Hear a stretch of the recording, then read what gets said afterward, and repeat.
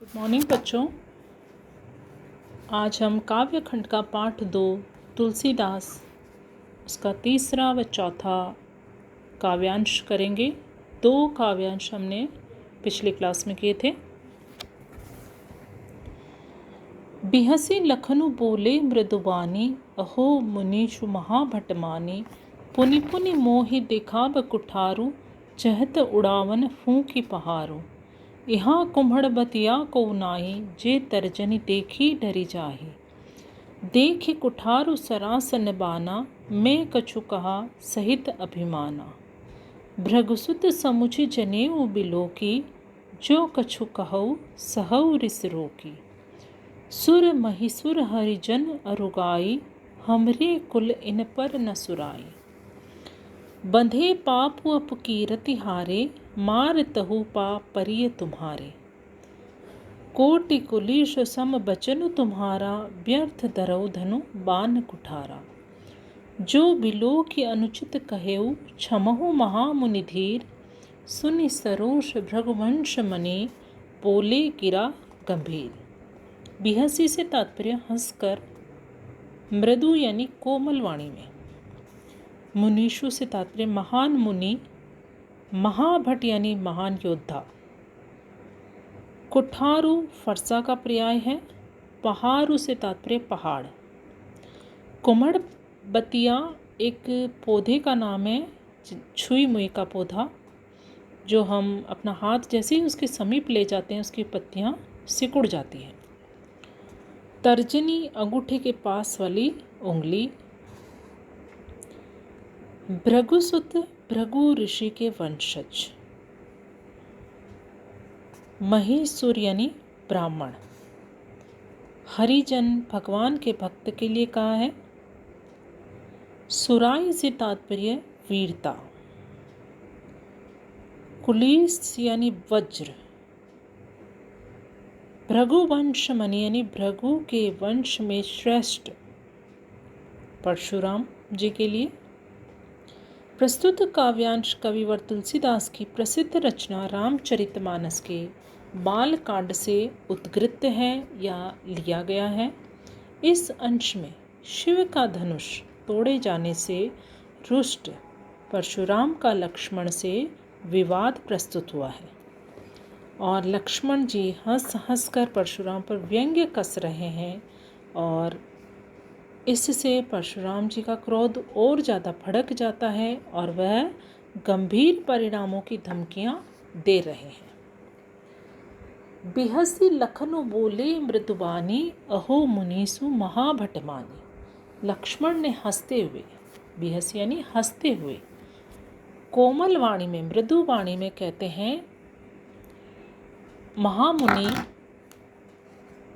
आपको तो निश्चय ही महान योद्धा मानना पड़ेगा। महाभटमानी यानी महान योद्धा मानना पड़ेगा, या फिर आप तो निश्चय ही माने हुए महान योद्धा है।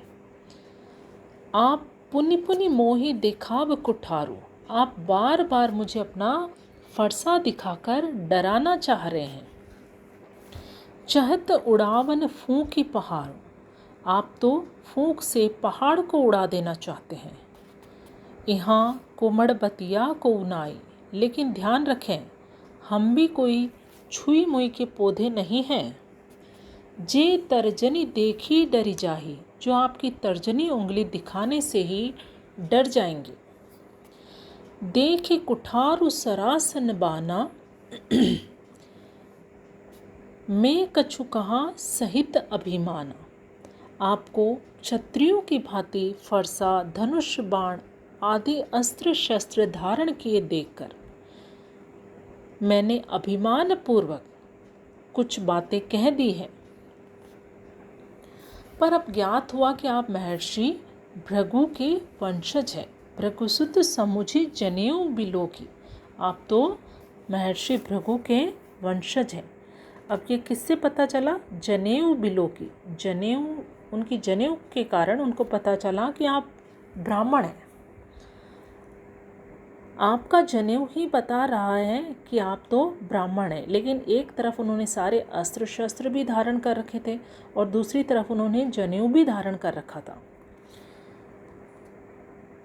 भृगुसुत समुझि जनेऊ बिलोकी, जो कछु कहऊ सहऊ रिस रोकी। कि आप ब्राह्मण हैं, इसी कारण आपकी सारी उचित अनुचित बातों को मैं क्रोध को रोक कर, अपना क्रोध रोक कर मैं सुन रहा हूँ। सुर महिसुर हरिजन अरुगाई, हमरे कुल इन पर न सुराई। हमारे वंश में, लक्ष्मण जी कहते हैं हमारे वंश में देवता, सुर, महिसुर से तात्पर्य ब्राह्मण, हरिजन यानी भगवान के भक्त, और गाय से तात्पर्य गाय, इन चारों पर वीरता दिखाने की परंपरा नहीं है, क्योंकि इन्हें मारने पर पाप लगता है। बंधे पाप अपकीरति हारे, मार तहु पा परिय तुम्हारे। क्योंकि इन्हें मारने पर पाप के बंधन में बंध जाते हैं और अपयश ही प्राप्त होता है। आप ब्राह्मण होने के नाते पूज्य हैं, अबध्य हैं, अतः आप हमें मारेंगे। मार तहु पा परिय तुम्हारे, आप हमको मारेंगे तो भी हम आपके चरणों में ही पड़ेंगे, यानी कि हम आपके चरणों में नतमस्तक रहेंगे। कोटि कुली सुसम बचन तुम्हारा, व्यर्थ धरहु धनु बाण कुठारा। अब लक्ष्मण फिर व्यंग्यपूर्ण वचन कह रहे हैं कि आपकी वाणी ही करोड़ों वज्रों के समान कठोर है, फिर आप ये धनुष, बाण और कुठार व्यर्थ ही धारण करते हैं। हे मुनिवर, आपके वेश को देखकर मैंने अनुचित बातें कह दी है। जो बिलो की अनुचित कहेऊ, क्षमहु महामुनि धीर। अब ये व्यंग्यपूर्ण वचन कहने के बाद वह लक्ष्मण उनसे क्षमा याचना भी करते हैं कि आपका ये वेश देखकर मैंने जो भी अनुचित बात कही है उन्हें आप क्षमा कर दीजिए। महामुनि धीर यानी आप तो बड़े ही धीर वीर यानी कि धैर्यवान हैं, क्षमाशील हैं। सुनि सरोष भृगुवंश मने, बोले गिरा गंभीर।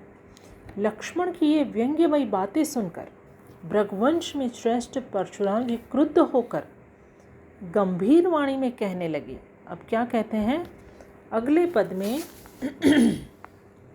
परशुराम लक्ष्मण से विवाद कर रहे हैं और कह रहे हैं, कौशिक सुनहु मंद यहु बालक, कुटिल काल बस निज कुल घालक।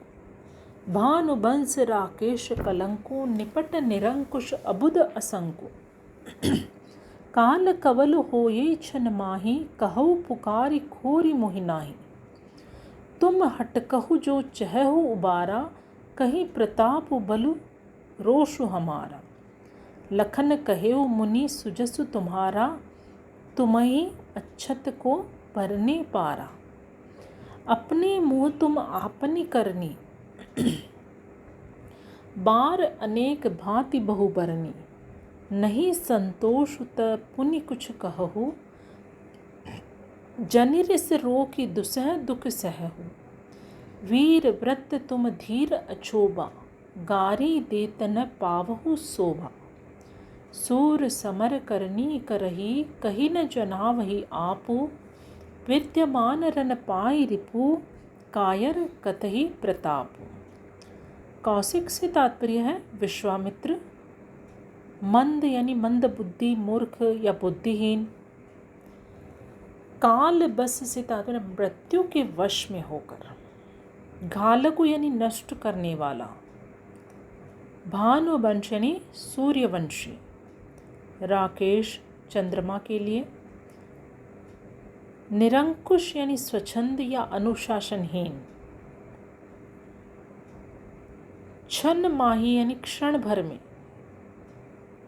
खोरी से तात्पर्य दोष और रोषु से तात्पर्य क्रोध। आपनी यानी अपनी, करनी यानी कार्य। दुस्सह यानी असहनीय, जिसको सहन नहीं किया जा सके। वीर व्रति यानी वीरों के व्रत का पालन करने वाला। धीर यानी धैर्यवान। गारी देत से तात्पर्य गाली देते हुए। समर यानी युद्ध में। जनावही यानी जताते हैं, कतही यानी कहते हैं या सुनाते हैं। तो प्रस्तुत काव्यांश वही रामचरितमानस के बाल्यकांड से संकलित है ये भी। और जैसा कि इसके पिछले पद में लक्ष्मण अपमानजनक व्यंग्य वचन कहते हैं और क्रोधित परशुराम विश्वामित्र को, जिनके साथ राम और लक्ष्मण उस सभा में गए थे, विश्वामित्र को पुकारते और कहते हैं कि इन्हें समझाया जाए।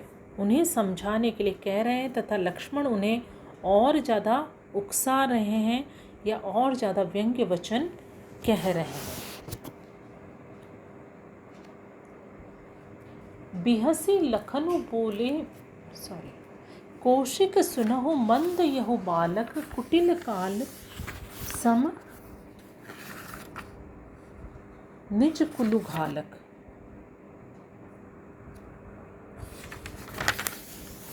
परशुराम ने विश्वामित्र से कहा, हे विश्वामित्र, यह बालक लक्ष्मण बुद्धिहीन है और कुटिल स्वभाव वाला है। यह काल के वश में होकर अपने कुल का भी नाश करवा देगा। भानुवंश राकेश कलंकु, निपट निरंकुश अबुद असंकु। भानुवंश यानी सूर्यवंश रूपी चंद्रमा में कलंक के समान है। निरंकुश अनुशासनहीन है। अबुद यानी मूर्ख है। असंकु यानी निडर तो है लेकिन मूर्ख भी है और अनुशासनहीन भी है। काल कवल हो ये क्षण माही, ये क्षण भर में मेरे हाथों मारा जाएगा। किससे कह रहे हैं? परशुराम विश्वामित्र से। कहु पुकारी खोरी मोहिनाई, यह क्षण भर में मेरे हाथों मारा जाएगा। मैं पुकार कर कह रहा हूँ, फिर मुझे कोई भी दोष मत देना। यदि आप इसे बचाना चाहते हैं, तुम हटकहु जो चहु उबारा, उबारा यानी बचाना। अगर तुम इसे बचाना चाहते हो, कहीं प्रताप बलु रोषु हमारा, तो इसे हमारे प्रताप के, हमारे बल के और हमारे क्रोध के बारे में बता दो और इसे रोक लो। इतना सुनते ही लक्ष्मण फिर से व्यंग्य वचनों की बौछार करते हैं और कहते हैं, लखन कहेउ मुनि सुजसु तुम्हारा, तुम्ही अच्छत को बरने पार। हे मुनीश्वर, आपके रहते हुए आपके यश का वर्णन और कौन अच्छी प्रकार कर सकता है। आपने अब तक अपने मुंह से अपने कार्यों की खूब प्रशंसा की है। अपने मुँह तुम आपनी करनी, बार अनेक भांति बहु बरनी। आपने अपनी करनी, अपना बखान इतनी बार कर लिया है, तो आपसे अच्छा आपके बारे में और कौन बता सकता है। नहीं संतोष उत पुनि कछु कहऊ, जनिरिस रोकि दुसह दुख सहऊ। फिर भी यदि आपको संतोष नहीं हुआ हो तो और भी आप कुछ अपने बारे में बता सकते हैं। आप अपने क्रोध को मन में दबाकर असहनीय दुख मत सहिए। वीर वृत्ति तुम धीर अछोभा, गारी देतन पावहु शोभा। आप तो वीरता का व्रत धारण करने वाले हैं, धैर्यवान हैं, क्षुब्ध न होने वाले हैं। आप इस प्रकार गाली देते शोभा नहीं पाते। सूर समर करनी करही, कही न जना वही आपो। विद्यमान रन पाई रिपु, कायर कथही प्रताप। शूरवीर युद्ध में खुद वीरता का प्रदर्शन करते हैं, वे अपने मुंह से अपनी प्रशंसा नहीं करते। ऐसा कार्य तो कौन करता है? कायर लोग। कायर लोग ही युद्ध में शत्रु को सामने देखकर अपनी वीरता की डींगे हाँकते हैं। तो इस प्रकार उपहासपूर्ण वचन लक्ष्मण परशुराम जी से कहते हैं और उनकी क्रोधाग्नि को और ज़्यादा भड़का देते हैं। तो प्रस्तुत दोनों काव्यांश के अंदर भाषा वही रहेगी जो मैंने दोनों पदों में पहले बताई थी। शैली इसकी है व्यंग्य और उपहास से परिपूर्ण है। वीर रस और रौद्र रस दोनों की व्यंजना हुई है और अनुप्रास अलंकार इसमें विद्यमान है। अनुप्रास यानी कि वर्णों की आवृत्ति। उदाहरण आप इन दोनों पदों में से ढूंढ के लिख सकते हैं। तो बच्चों आज हम इतना ही करेंगे। अगला 5 और 6 2 पद हैं वो हम अगले लेसन में करेंगे। Thank you.